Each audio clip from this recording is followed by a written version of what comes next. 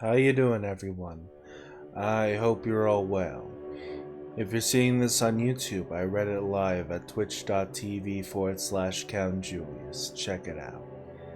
Today's story is I am a doctor who studies people with rare abilities. My last patient made me believe in the paranormal. Written by Colt Leasure on Reddit. The following passages are excerpts from two separate books. One of them is my personal progress notes on patients. The other is my own journal. I executed both writings in an underground research facility based in Nevada. I am not permitted to disclose the location or name. This is for fear of violating a non-disclosure agreement. The job was routine once I filled it, and I found it easier than an emergency room for a multitude of reasons. The environment, although it resembled a nuclear fallout silo, was sterile and empty. The laboratory equipment and machinery was all that filled it. The place was also the size of 3 football fields. I was not alone. There were other doctors, nurses, and staff of all kinds. They showed up to work as clueless as I was. None of us knew what the grand goal of our mission was. The only task made transparent to me was to study individuals with unique and rare abilities. Most of the studied were volunteers, and some were brought in against their will. Despite my employment at an ER beforehand, I had a doctoral degree in psychology. This boosted my resume to the forefront. I would hate the government recruiter who selected me for the assignment. Some patients had committed serious crimes, and this was their way of increasing the likelihood of getting a lighter sentence. I found a variety of abnormal skills in these humans. Some of the studied had eidetic memory, others had the capacity for high-level chess, others were elite mathematical geniuses. There were a few crackpots who slipped through. They claimed to be able to do special things. Their severe delusions embarrassed them in the end. One patient in particular struck me as different based on his booking. Armed security carried him in cuffs. He hardly looked like a threat and was only 14 years old or so. They brought him into a chamber which did not resemble any of the others. His space had a candle-lit circle around a glass dome, which emanated a crimson light. The general supervisor of the premises, Arthur Kemble, stood in the threshold of the room. The boy would find it to be his prison. Kemble touched a pack of cigarettes in his pocket. Rumor was that Kemble had served in the Operation Al-Fashir in Fallujah. What rank he had attained was unknown since he rarely discussed his past. I could tell he was waiting to go to the surface so he could light up. "Who is the new subject?" I asked. "His name is Aiden." "Alright, why does his medical unit look like a cave a witch would live in? And why did it take men with guns to bring him here?" "Don't ask questions you're not paid to know," Kemble said before he walked away. Later on in the night, they brought a tray of food to the boy. The server walked up to me after he had served the newcomer. "He's your patient?" "Yes," I said. "I don't like the way his eyes look. I won't go near him without a guard from now on." July 23rd, 2023. I would describe the new test subject as something of an anomaly. Today I walked into his cell and I found symbols penned in blood. Although I am only fluent in English, I pride myself on being somewhat well read. I recognized the letters from somewhere. Further research indicates the scribblings were of Greek origin. What is bizarre to me is how I have no idea where the blood came from. There were no noticeable lacerations, nothing indicated he was self-harming. I asked the boy if he had symptoms or pain. I dug into the ground, past concrete, until my nails hit the dirt, he said. My hands hurt now. I found his claim absurd until I did a close analysis of the ground. I discovered it was as though someone with a shovel had endeavored to escape. There is no possible way he could have caused such damage without a tool of some kind, but there were none seen. Okay, I said. What else are you feeling? I need to take a shower soon, since this place is gross. I will make sure they'll have one available to you, and we arranged one for him later. When he got out, one of the cleaners came to Campbell and told him that there was a noxious odor in the tub. Someone had somehow poured benzine onto the waterproof mat. How he had access to that was beyond my understanding. I have other issues, he said. I inquired further, and his answer shocked me. I keep having a nightmare where the moon crashes into a yard at my house. At the last second, though, a swarm of locusts lifted up. With my research into the work of Carl Gustav Jung, I still could not read into the symbolism. I know how crazy it sounds, he said. May I ask who referred me to this place? His verbiage struck me as odd. They don't tell me, I said, and I could discern by the look on his face that that was not the answer he wanted. What is the reason I am here? That is unclear to me as well.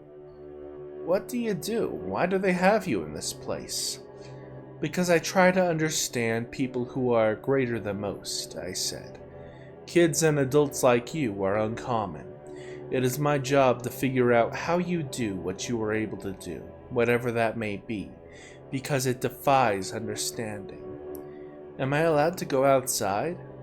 Although it required another escort with a guard, we were able to go above ground. The night air was cold, and in the distance I could see Kimball puffing away. A vapor cloud surrounded him. A kit fox scurried between scrub brush. A red streak was in its fur. I want an ant farm, Aiden told me the next day.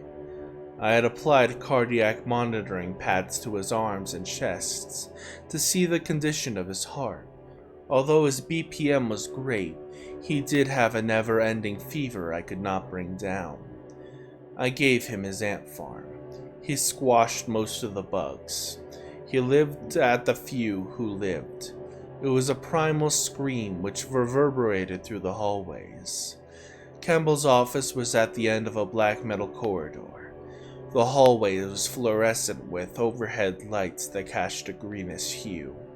I proceeded down it and walked in. His door was open. An atlas laid out on his desk. He looked up at me. I observed thumbtacks pierced through paper, crucifix at various points of the world.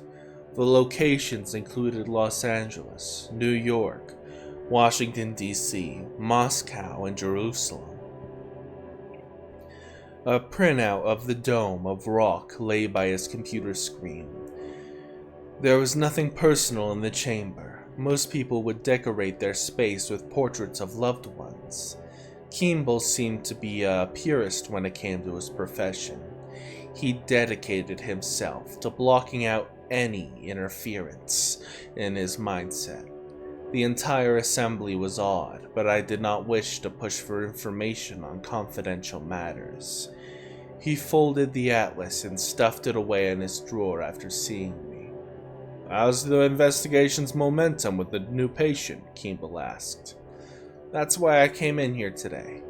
The only thing inexplicable about the child is how high his body temperature runs. It does so without psychological consequence. It does not have febrile seizures or brain damage. I administered acetaminophen and electrolytes. There is no marked improvement to his core heat. I did a full blood culture and even checked to see if he was in the throes of a stroke, but it turned out clear. I have antibiotics on standby, but there is not a hint of infection. I am attempting to isolate the reason behind his pyrexia tolerance without delirium. I must theorize that the task is better suited for a geneticist. I am unsure if I could solve it with the resources given to me here. He leaned back and scratched his chin, contemplative but calm in his demeanor. Nature or nurture has made him a complex case, I said, but not the kind I am used to examining. I admit that his penchant for sociopathic behavior is definitely within my wheelhouse. Explain, Kimball said as he leaned back. He was more relaxed and proud of himself for having interrupted me with a wide grin on his face. It was the first time I saw him smile. He enjoys inflicting cruelty and intimidating people in any way he can. He also has perpetual nightmares of massive loss of life events. He views them with enjoyment rather than terror, although they would alarm most. This does not sound unusual for a teenage boy. They all go through dark phases. Even then, I said, I must confess he should be in a juvenile detention facility, not at a research center such as this. You should do what we ask of you and not try to reshape administrative policy. Keep your nose down and your mind busy. Do your job and nothing more. Now get out before you give me a hernia. I went to my bunk that night with a strong fantasy of breaking Kimball's nose for his bullying tendencies. I knew that likely would not have ended well for me. I tried to remind myself that his job was to aim for compliance towards the orders of his higher-ups. Nothing more. I fell into a slumber but awoke in the middle of the night. What caused the shift in my own sudden energy was unknown. Sleep deprived and ready to abandon it all, I still concocted an idea. I told Aiden the next day to draw his next nightmare. Why?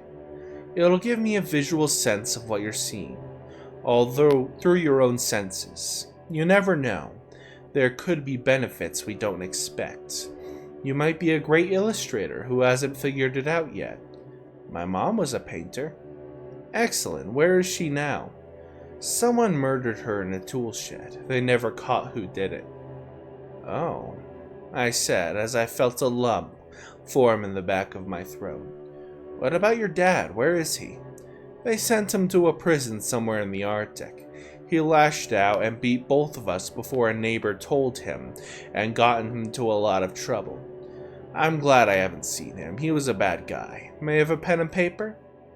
The one thing the facility was not short on was reams of papers and pens. I bought him the supplies. It took him 15 minutes before he completed a sketch. It was a piano in an empty field. I am unsure if artistic talent is ever inherited, but whatever the woman who birthed had, he possessed. Inside the piano, near the soundboard and iron plates, there were piles of gore-strewn serpents. I walked towards Aiden's cell the next night. I found a few things out of place upon arrival with a matter of seconds. The red lights were verdant, and their glow stretched out among a greater radius than before. The server who delivered his food was unconscious near the doorway of the glass bubble. A rivulet of blood was around his mouth, and Aiden sat in the center. As I inched closer, I saw he was on his hands and knees, as though he was genuflecting. Origami pieces he had crafted in the light surrounded him. Each one was in the shape of toads with wide mouths. Redness covered his hands. He had used them to write letters on the ground. I could tell it was Koine Greek again, though I had to walk around to see them in their proper direction. I would translate the letters later in the evening. It read the following. I am the Antichrist.